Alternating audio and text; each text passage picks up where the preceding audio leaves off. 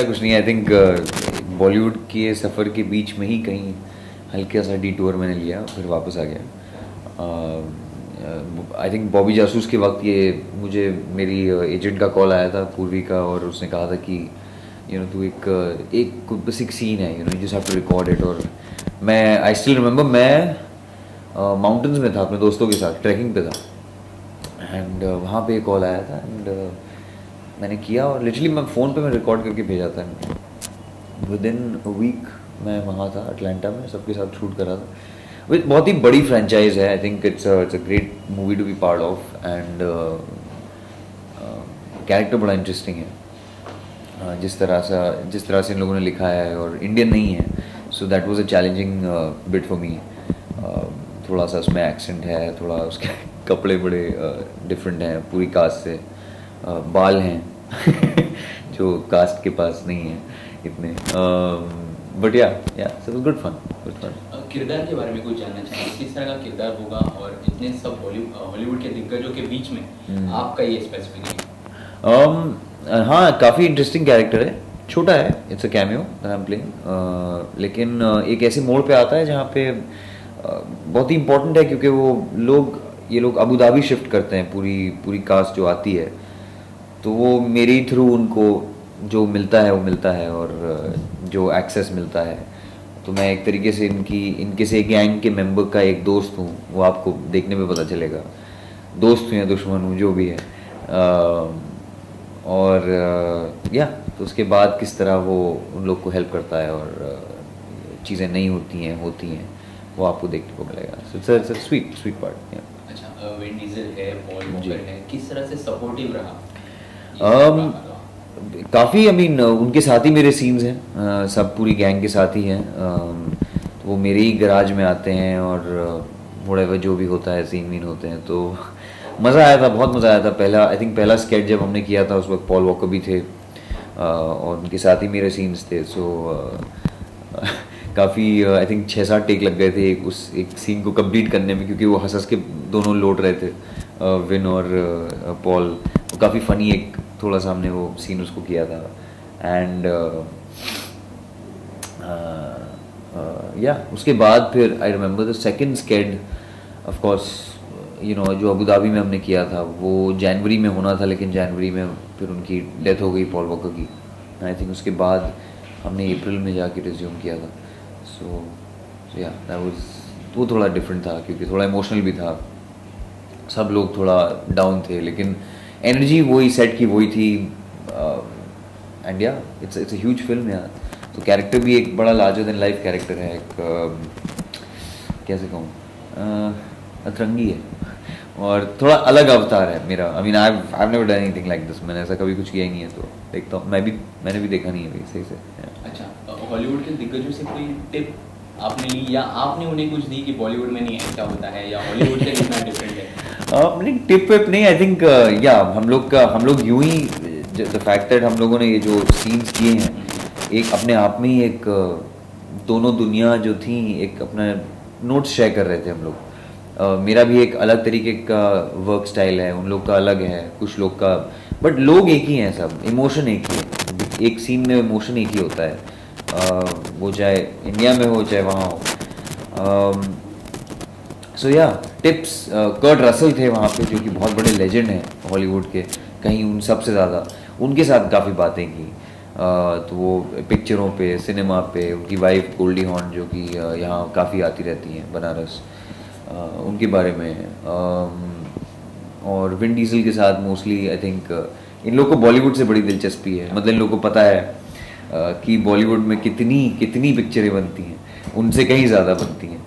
सो तो वो काफ़ी फैसिनेटेड थे, लेकिन और इंडिया भी शायद उनको काफ़ी इंटरेस्टिंग लग रहा था अगर दूसरे पार्ट बने कभी। बट इट वाज, हम दोनों ने आई थिंक दोनों से सीखा एक दूसरे से, और जाना कि क्या क्या एक एक्टर कहीं से भी हो, चाहे किसी भी पार्ट ऑफ दुनिया, किसी भी दुनिया के किसी भी कोने से हो, वो क्या लाता है टेबल पे। इट वाज गुड टू सी, मज़ा आया। तो हॉलीवुड में कितना डिफरेंस लगा आपको बॉलीवुड से? आप बॉलीवुड में काम कर चुके हैं, हाँ। हॉलीवुड में ये रोल किया आपने, कितना डिफरेंस लगा? आई थिंक इतना डिफरेंस नहीं है. I mean like I said, emotion एक ही है. कंटेंट एक्चुअली हमारा बहुत अच्छा है. हमारी जो स्क्रिप्ट्स हैं, हमारा जो आजकल एक दौर चल रहा है, पिछले 2 सालों से चीज़ें बदल रही हैं, वो बहुत अच्छा है. बट टेक्नोलॉजी के मामले में हम कम से कम एटलीस्ट 20 साल पीछे हैं. मतलब दिखता है, you can make out. So I think that's the only difference. अच्छा, कल रिलीज होने वाली है इंडिया में, और आज आपने स्क्रीनिंग रखी है खास लोगों के लिए. कुछ बताना चाहेंगे इसके? नहीं, एक प्रीमियर हम लोग होस्ट कर रहे हैं. मैं अपने कुछ दोस्तों को बुलाया है, और इंडस्ट्री से और बाहर से भी लोगों को. सो काफ़ी फास्ट एंड फ्यूरियस के तो यूं ही इतने सारे फैंस हैं, तो हमने थोड़ा उसे इंटरेस्टिंग बनाया है. थोड़ी सुपर कार्स भी ला रहे हैं हम लोग उसमें. You will see some sports cars, वहाँ पे थोड़ा प्रमोशन होगा. और इंडिया में पहले देखी जा रही है, सबसे पहले दुनिया में, तो उसका एक्साइटमेंट एक और ही है. तो वहाँ से भी आई थिंक सब लोग वेट कर रहे हैं कि कैसा रिस्पॉन्स आएगा इंडिया से. मेरी अभी यूनिवर्सल से मीटिंग भी हुई है. So it was good. Excitement is there more than my part. मतलब मैं खुद ही फास्ट एंड फ्यूरियस का एक फ़ैन हूँ, तो मैं खुद देखना चाह रहा हूँ कि कैसी फिल्म बनी है, और कैसा एक तरीके से एक ट्रिब्यूट पॉल वॉकर को दिया गया है इस फिल्म के द्वारा, फिल्म के ज़रिए. सो या that's I think more exciting right now. अच्छा, इंडिया में तो आप ही प्रमोट कर रहे हैं, बड़ी फ्रेंचाइजी है, तो किस तरह कुछ सोचा था आपने कि यार आई हैव टू प्रमोट इन सम वे और द अदर? क्योंकि यहाँ पे इंडिया में अगर देखा जाए, फास्ट एंड द फ्यूरियस का क्रेज तो बहुत है. हाँ यार, हॉलीवुड फिल्म्स अगर बात की जाए, एक्चुअली क्रेज काफ़ी है. मैंने इतना सोचा नहीं था. मैंने कहा हाँ क्रेज़ है, जैसे नॉर्मल बड़ी फिल्मों का होता है, एवेंजर्स और स्पाइडरमैन. लेकिन पहली दफ़ा मतलब एक तो हम लोग इतनी सारी स्क्रीन्स में कर रहे हैं. It's as good as a big अपना बॉलीवुड ब्लॉकबस्टर. 2000 के ऊपर स्क्रीन्स हैं. सो या मैंने सोचा तो थोड़ा सा प्रमोशन करूँगा, बिकॉज मुझे एक चीज़ अच्छी नहीं लगती है कि ज़रूरत से ज़्यादा नहीं होना चाहिए. अगर आप जितना आपका है पार्ट उतना करिए.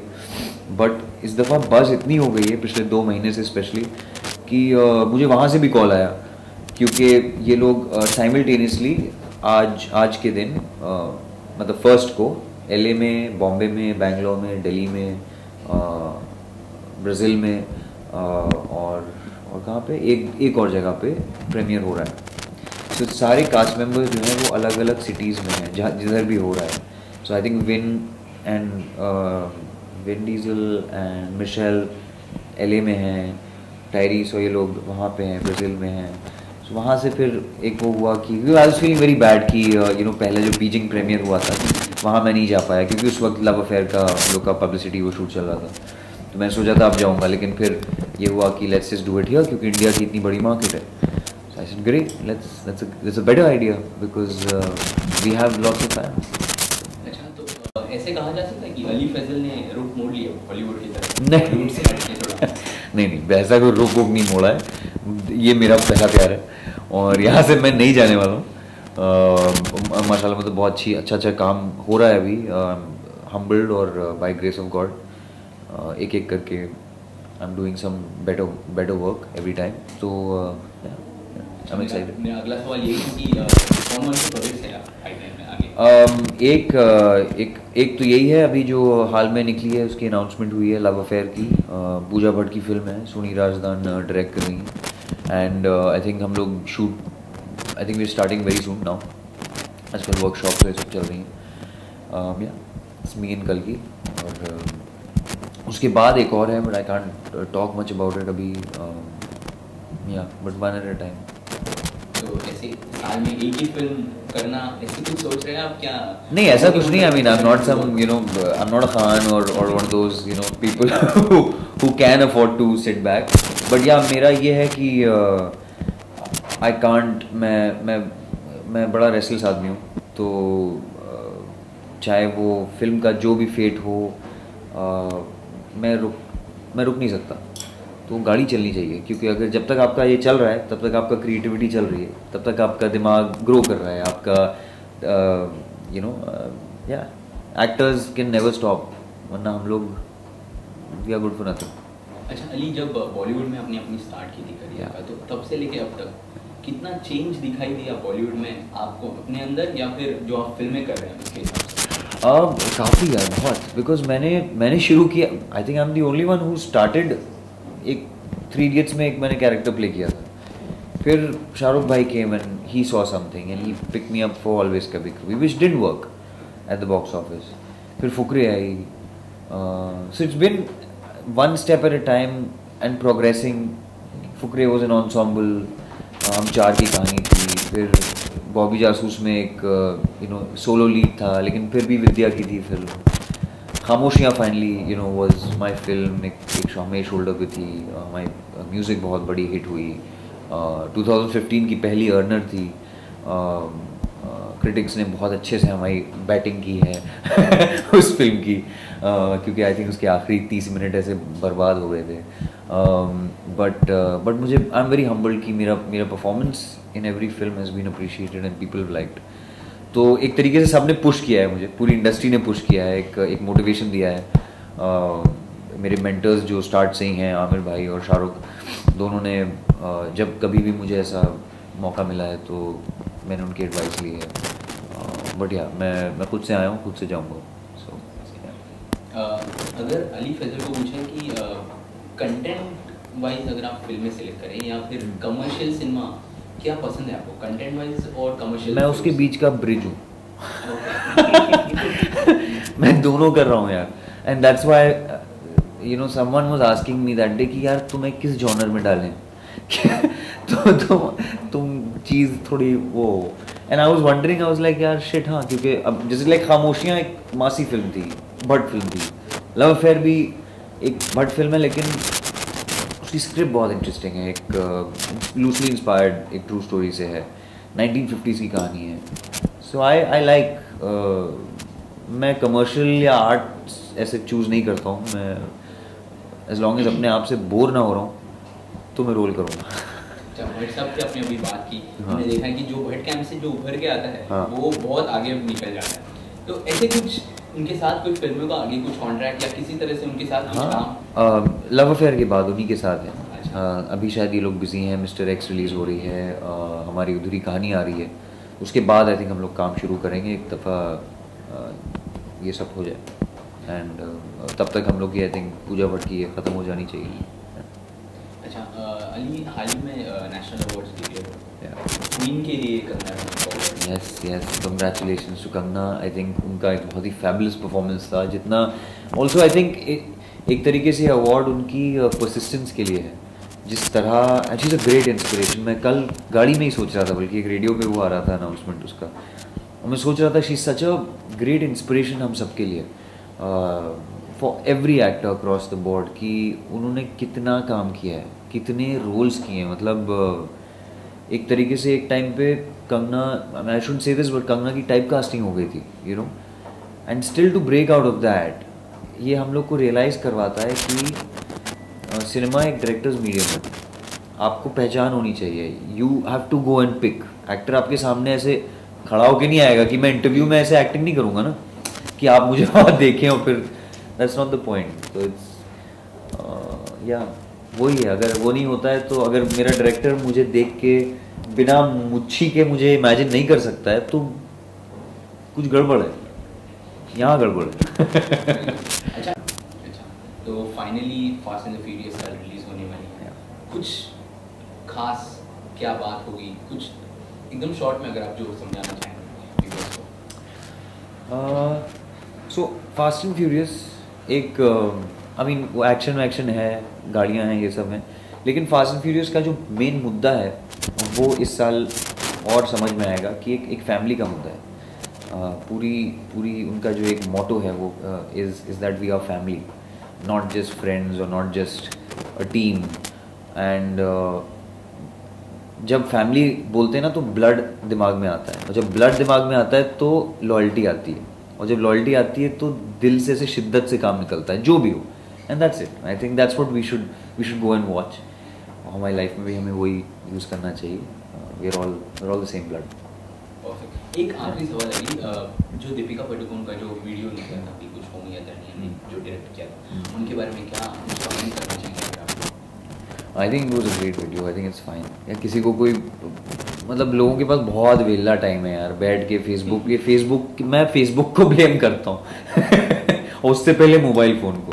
इतने चॉइसेस हो जाते हैं लोगों के पास कि बैठ के अच्छा ऐसे हाँ कुछ लाओ, अच्छा ठीक है आज मेरे को इस पर कमेंट करना है, ये अच्छा नहीं लग रहा यू नो, एंड फिर वो वायरल हो जाता है। और आई मीन किसी ने मेल वर्जन भी बनाया है शायद उस पर, यार हद हो गई सर। I mean